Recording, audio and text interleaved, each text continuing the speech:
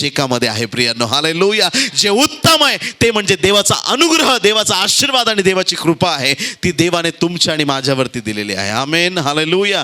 देवाचा अभिषेक तुमच्यावरती आहे आणि तो अभिषेक तुम्हाला जिंकवणार आहे. हालेलुया. Praise Lord. राजाला हरवण्याचा अभिषेक देवाने तुम्हाला दिलेला आहे. नीतिसूत्र 22:29 मध्ये बायबल सांगतं, जो आपल्या धंद्यामध्ये चपळ आहे त्याचं स्थान राजासमोर आहे, हलकट लोकांसमोर नाही. दुसऱ्या राजाचा 5वा अध्याय आणि 1 पासून 14 पर्यंत वचनामध्ये, जिला गुलाम बनवून नामानाच्या घरामध्ये ठेवण्यात आलेलं होतं, अशा त्या छोट्या मुलीने त्या घरामध्ये सुवार्ता सांगितली.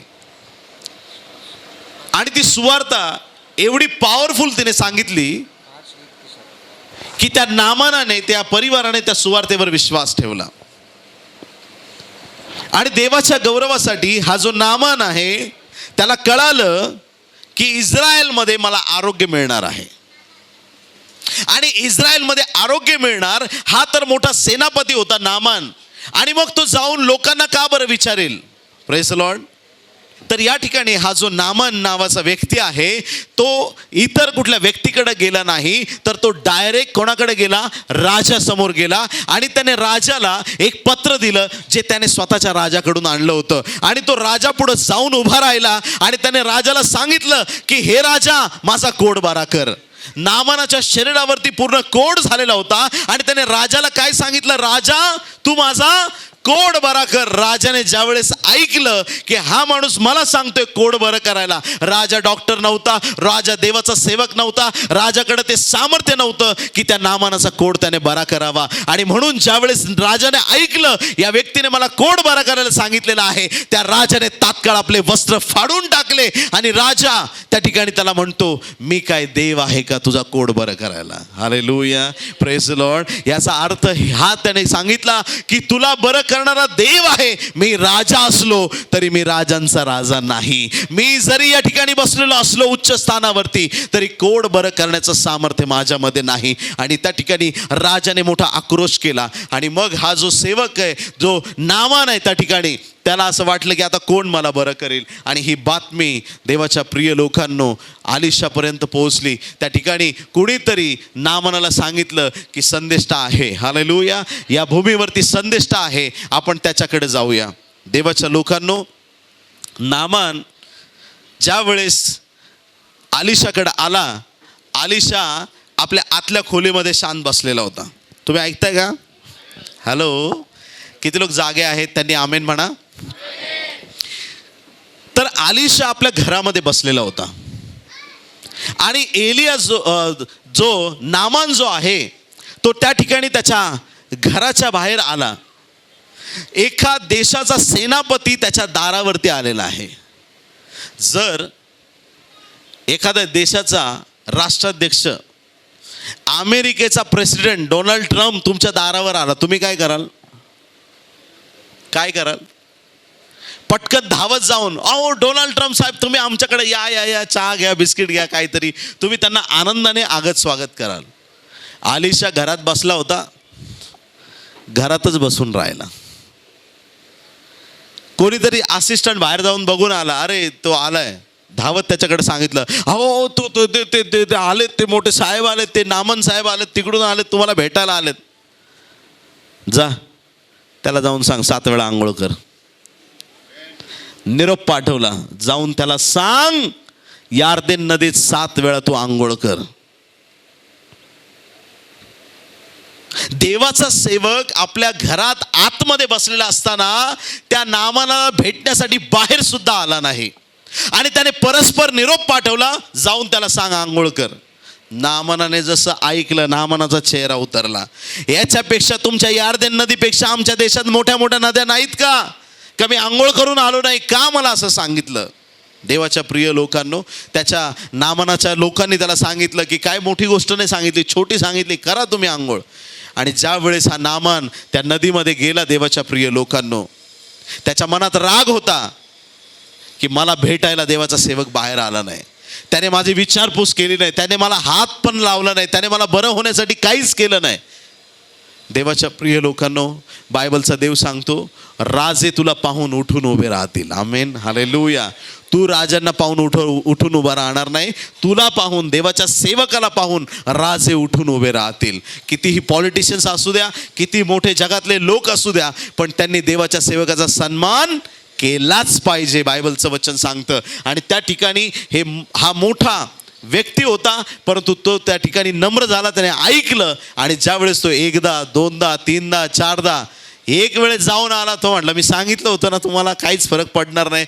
2 वेळा 3 वेळा त्याला काहीच फरक पडला नाही. पण 7व्या वेळेस ज्या वेळेस तो पाण्यातून बाहेर आला, देवाच्या प्रिय लोकांनो, त्याला देवाने नवीन त्वचा दिली होती. Hallelujah, praise the Lord. त्याचं शरीर लहान बालकाच्या शरीरासारखं झालं होतं. मला काय सांगायचं याच्यातून, राजा समोर ज्या वेळेस तो गेला, राजा म्हटला, मी काय देव आहे का? जे काम राजाला जमलं नाही, ते काम देवाच्या सेवकाकडून देवाने पूर्ण करून घेतलं. हालेलुया. जे काम राजासाठी कठीण आणि अवघड होतं, ते काम देवाने त्याच्या दासाच्या द्वारे पूर्ण केलं. आलिशाच्या द्वारे ती सेवा देवाने पूर्ण करून घेतली. आणि म्हणून देवाच्या संत गणांनो, जगामध्ये कोणाचा डामडौल वाढला, कोणी जास्त पुढं गेलं, तर आपल्याला भिण्याची गरज नाही. कारण की आपल्यावर तो अभिषेक आहे, जो अभिषेक यशप्राप्ती करून देणारा आहे, ज्या अभिषेकाद्वारे परमेश्वर महान आणि अद्भुत कृत्य करणारा देव आहे. आमेन. राजाला हरवण्याचा अभिषेक देवाने केलेला आहे, पुढं जाण्याचा तुम्हाला आणि मला अभिषेक केलेला आहे. देवाच्या लोकांना असा अभिषेक आहे की ते राजाला ओव्हरटेक करतील. ज्या गोष्टी राजासाठी कठीण आहेत, त्या देवाच्या लोकांसाठी शक्य होतील, असं या दिवसांमध्ये घडणार आहे. प्रेषितांची कृत्ये 8वा अध्याय, Acts chapter 8 verses 26 to 40. Acts, प्रेषितांची कृत्ये 8वा अध्याय 26 ते 40 वचनामध्ये, फिलिप आपल्या घरामध्ये होता. हबशी शंड जो आहे, तो वाटेने प्रवास करत होता आपल्या रथामधून. फिलिपाला देवाने आत्म्यात सांगितलं, जा आणि त्याचा रथ गाठ. आज तुम्ही तुमच्या घरात बसलेले आहेत आणि एखादं वाहन रोडवरून चाललंय, जोरात वेगाने एखादं वाहन चाललेलं आहे. आपण जाऊन त्या वाहनाला कसं गाठावं, धावत जाऊन त्या वाहनापर्यंत आपण कसं पोहोचावं. पण ज्यावेळेस देवाचा आत्मा फिलिपावर आला, बायबल सांगतं की त्याने धावत जाऊन तो रथ गाठला. प्रियांनो, हालेलुया. आणि त्याने सुवार्ता सांगितली. हबशी शंड हा खूप मोठा एक सेनापती होता, पण तरीसुद्धा देवाच्या प्रिय लोकांनो, जे बायबल तो वाचत होता त्यातलं त्याला काही समजत नव्हतं. आणि त्या ठिकाणी त्याने सगळं बायबलचा उलगडा देवाच्या सेवकाकडून ऐकला आणि तात्काळ त्याने बुडून पाण्यामध्ये बाप्तिस्मा घेतला आणि त्याचं जीवन त्याने प्रभूला दिलं. आमेन, प्रेज द लॉर्ड. आणि दोघंही पाण्यामध्ये होते, ऐकता तुम्ही, बाप्तिस्मा दिला. आणि जसा हबशी शंड पाण्यातून बाहेर आला, देवाचा सेवक तिथं त्याला दिसला नाही. Praise the Lord, hallelujah. मी देवाकडे हीच प्रार्थना करतो, आजच्या दिवसात असंच घडलं पाहिजे. Praise the Lord, hallelujah. चमत्कार झाल्यानंतर लोकांना पास्टर दिसलेच नाही पाहिजे. Praise the Lord, hallelujah. त्यांना डायरेक्ट येशू दिसला पाहिजे. हालेलुया. ज्यावेळेस एखादा चमत्कार होतो, देवाच्या प्रिय लोकांना, एका गावामध्ये आम्ही गेलो होतो प्रार्थनेला, आणि म्हणे मीटिंगला थोडा वेळ आहे पास्टर साहेब, थोडी एक प्रार्थना करायची होती. सांगायला पण लाजत होते. म्हटलं काय प्रार्थना आहे सांगा ना. एकमेकांकडे पाहत होते आणि म्हणे आमची गाय आहे ना, 15 दिवस झाले चाराच खाल्ला नाही गायीनी. तुम्ही ऐकताय का चर्च?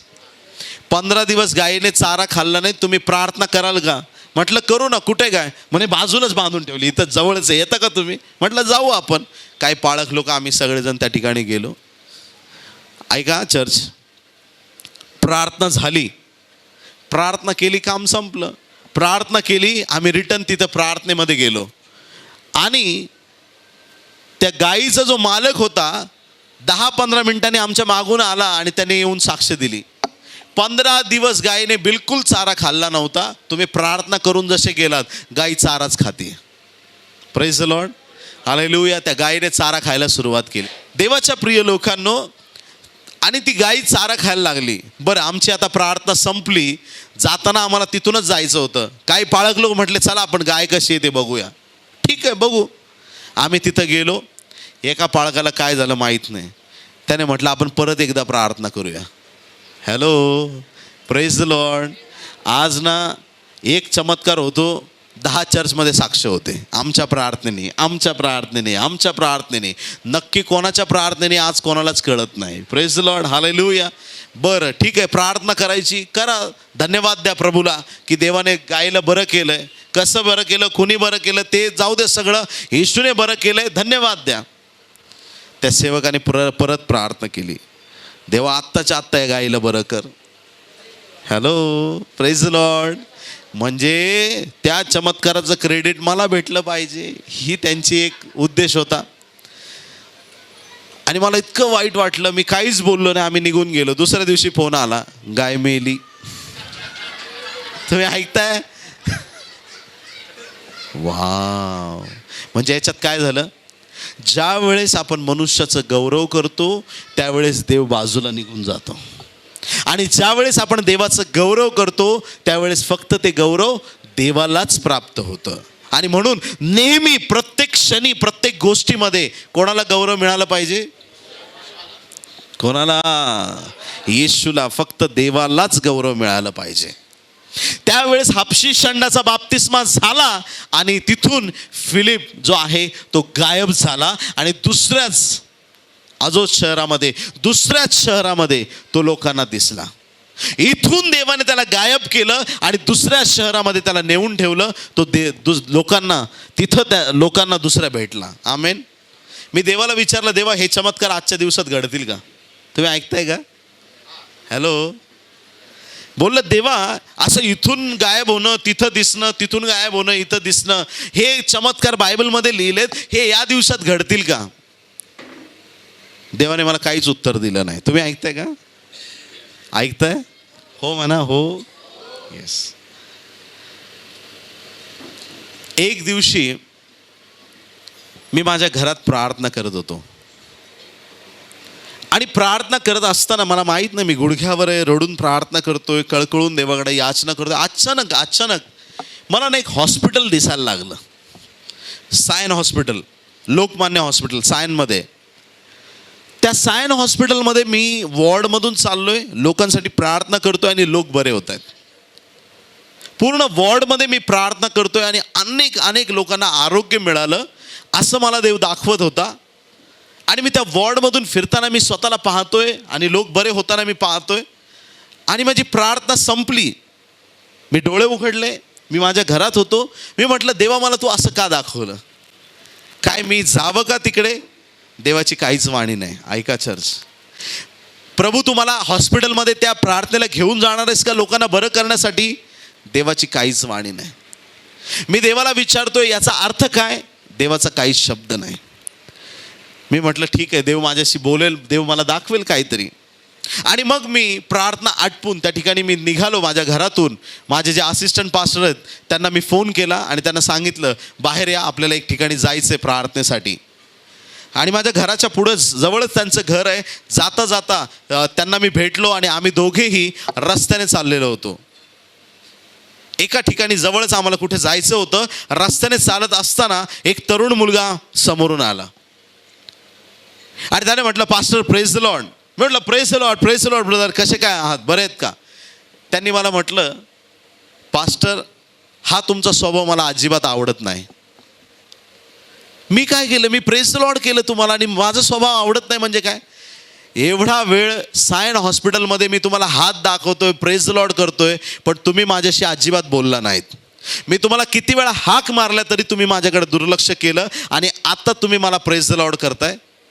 मला हा तुमचा स्वभाव आवडला. मी म्हटलं, मी माझ्या घरी होतो, मी उपास प्रार्थनेत आहे, मी सकाळपासून माझ्या घरीच बसलेलो आहे, आत्ता जस्ट घरातून बाहेर आलो. पास्टर बघा, खोटं बोलणं तुम्हाला शोभत नाही. हेच शर्ट, हेच पॅन्ट, हेच कपडे तुम्ही घातले होते, आत्ता मी तुम्हाला सायन हॉस्पिटलमध्ये पाहिलं. जेव्हा त्याने म्हटलं सायन हॉस्पिटल, मला एक गोष्ट देवाच्या आत्म्याने प्रकट केली. तू घरात होतास पण आत्म्यात मी तुला सायन हॉस्पिटलमध्ये नेलं होतं. Wow, hallelujah. मी म्हटलं, देवा अजून चिन्ह पाहिजे मला. हे चमत्कार या दिवसात घडतात याचं मला अजून चिन्ह पाहिजे. देवाच्या प्रिय लोकांनो, एक दिवशी मी असंच प्रार्थना करत होतो संध्याकाळच्या वेळेस 4-5 वाजता. आणि मी पाहिलं की मी बिल्डिंगच्या पायऱ्या चढत 3ऱ्या माळ्यावरती गेलोय. एक घराची बेल वाजवतोय मला दृष्टांत देतोय देव. मी एका घराची बेल वाजवतोय, त्या घरात माझं स्वागत केलं जातं. मी आज जातो, त्यांना सांगतो मी सगळेजण एकत्र या, आपण प्रार्थना करूया. सगळे पूर्ण परिवारातले लोक एकत्र आले. मी त्यांच्यासाठी प्रार्थना केली, आमेन म्हटलं आणि मी डोळे उघडतो. मी माझ्या घरातच होतो, कारण हा दृष्टांत होता. मी म्हटलं का देव असं दाखवतोय मला समजलं नाही. संध्याकाळी ज्यावेळेस तो गुरुवारचा दिवस होता, आमची जी गुरुवारची सभा असते मुंबईमध्ये, त्या सभेत मी गेलो आणि तिथं एका बहिणीने मला येऊन तिने मला विचारलं, पास्टर असं कसं होऊ शकतं. म्हटलं काय झालं. तुम्ही आमच्या घरी आलात आज संध्याकाळी 4 वाजता. माझ्या लेकरांनी, माझ्या पतीने, आम्ही सगळे तुम्हाला आतमध्ये घरात बोलवलं. तुम्ही प्रार्थना केली, कडी लावलेली होती. मी सगळ्यांना विचारते, पास्टरांना तुम्ही कडी उघडून दिली का, कोण कसं बाहेर गेले. कडी लावलेली असताना तुम्ही कुठं गेलात, आम्ही तुम्हाला शोधतोय, तुमचा नंबर पण आमच्याकडे नाही आहे. Hello, praise the Lord. Wow, तोच देव आहे जो फिलिपाचा देव आहे. तो देव आजही जिवंत देव आहे, अद्भुत कृत्य आणि चमत्कार करण्यासाठी. जे राजाला करता येणार नाही ते कृत्य देव तुमच्याकडून करून घेणार आहे. तुम्हाला काय वाटतं, हे सरकार आहे, पेट्रोल महाग झालंय, पुढचं सरकार येईल, पेट्रोलचे भाव कमी करणार आहे. जागे व्हा चर्च, जागे व्हा. Praise the Lord. सरकार बदलण्याने तुमचे प्रॉब्लेम सॉल्व्ह होणार आहेत तुम्हाला वाटतं. सरकार बदलत जातील आणि मग तुम्हाला फुकट घरं मिळतील असं तुम्हाला वाटतं. सरकार बदलत जातील आणि मग रस्त्यावर फ्रीमध्ये पेट्रोल वाटतील असं तुम्हाला वाटतं.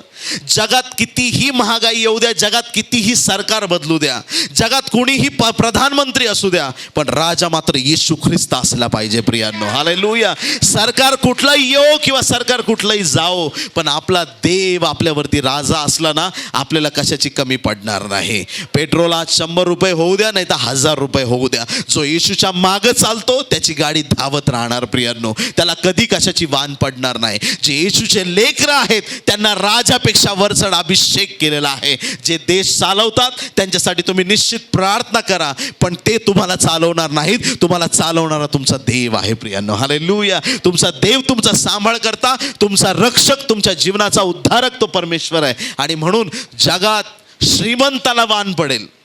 Hello, praise the Lord. बोलो येशू मसीह की. धनवानातला धनवान माणूस आहे त्याला वान पडेल, पण देवाच्या लोकांना कधीच वान पडणार नाही. तुम्हाला माहिती आहे मी मोबाईल फोन कधीपासून वापरतोय. मोबाईलला कॉल येण्यासाठी 1 मिनिटाला 16 रुपये लागायचे इनकमिंगला. तुम्ही ऐकताय का. नंतर फ्री झालं इनकमिंग. जेव्हा मोबाईल इनकमिंग 1 मिनिटाला 16 रुपये लागत होते, त्यावेळेपासून मी मोबाईल फोन वापरतोय. सांगण्याचं तात्पर्य काय, मोठ्या मोठ्या बिझनेसमॅन लोकांकडे तेव्हा मोबाईल नव्हते, पण माझ्याकडे मोबाईल कसा आला तुम्हाला ऐकायचंय. Hello, praise the Lord. ऐकायचंय. माझी एक लाईफची स्टाईल आहे, ती मी तुम्हाला शिकवून जाणार आहे. तुमच्या जीवनात पण देव चमत्कार करेल. कुणी आमेन म्हणतं. येस. पेजर वापरायचे लोक.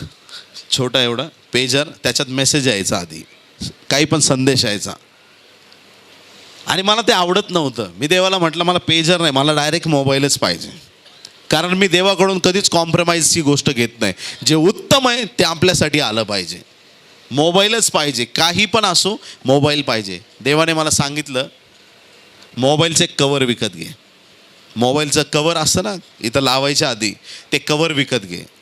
एक मोबाईलचं कवर विकत घेतलं, त्याच्यावर प्रार्थना केली.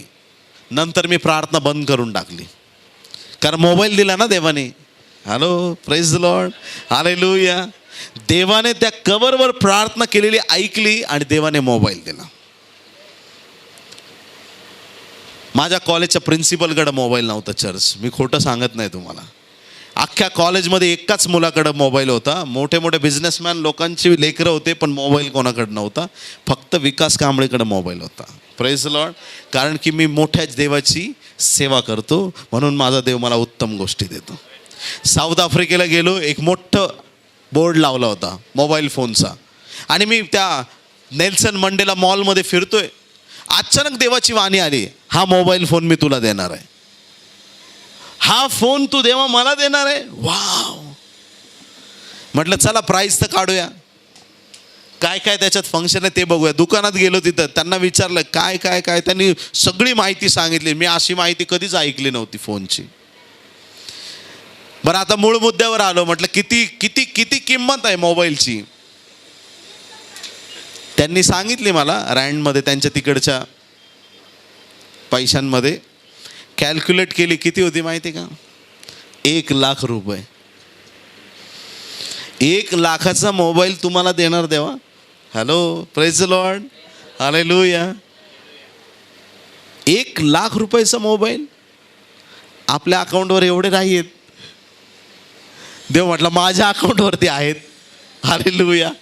इंडियात जसा आलो 1 आठवड्यामध्ये कुणीतरी मला गिफ्ट देऊन गेलं 1,00,000 रुपयाचा मोबाईल. प्रियांनो, तुम्ही ऐकताय का? हालेलुया. जे उत्तम असेल ते तुमच्याकडे येईल, कारण की देवाने तुम्हाला अभिषेक केलेला आहे. जे राजासाठी अशक्य आहे ते देवाच्या लोकांसाठी शक्य आहे. जे जगासाठी कठीण आहे ते तुमच्यासाठी सोपं आहे. जगाची परिस्थिती कशी होऊ द्या, तुमची परिस्थिती नेहमी चांगली राहणार आहे. जगामध्ये संकट किती येऊ द्या, तुमच्या उजवीकडं बाजूला कितीही पडू द्या, लक्षावधी पडो नाही तर सहस्रावधी पडो, पण तुम्हाला भिडणार नाही, कारण तुम्हाला अभिषेक करून वेगळं करण्यात आलेलं आहे. तुम्हाला देवाने आशीर्वादित केलेलं आहे उत्तम गोष्टींसाठी. बोलो येशू मसीह की लॉर्ड. या आपण प्रार्थना करूया सर्वजण. यशायाचा ग्रंथ अध्याय 53 आणि वचन 5 बायबल आपल्याला सांगतं, खरे पाहिले असता तो आमच्या अपराधांमुळे घायल झाला, आमच्या दुष्कर्मांमुळे ठेचला गेला. आम्हा शांती देणारी अशी शिक्षा त्याच झाली आणि त्याच बसलेल्या फटक्याने आम्हास आरोग्य प्राप्त झालं. आरोग्य ही लेकरांची भाकर आहे. आरोग्य हे देवाचं कृपादान आहे. आरोग्य हे देवाची एक महान देणगी आहे. आपला मोबाईल फोन जर बिघडला तर तो आपण रिपेअर करण्यासाठी मोबाईलच्या दुकानात घेऊन जातो. वॉशिंग मशीन बिघडली तर ती वॉशिंग मशीनच्याच दुकानात घेऊन जातो. टी व्ही बिघडला तर तो बनवणाऱ्यांकडे आपण घेऊन जातो यासाठी की तो दुरुस्त व्हावा.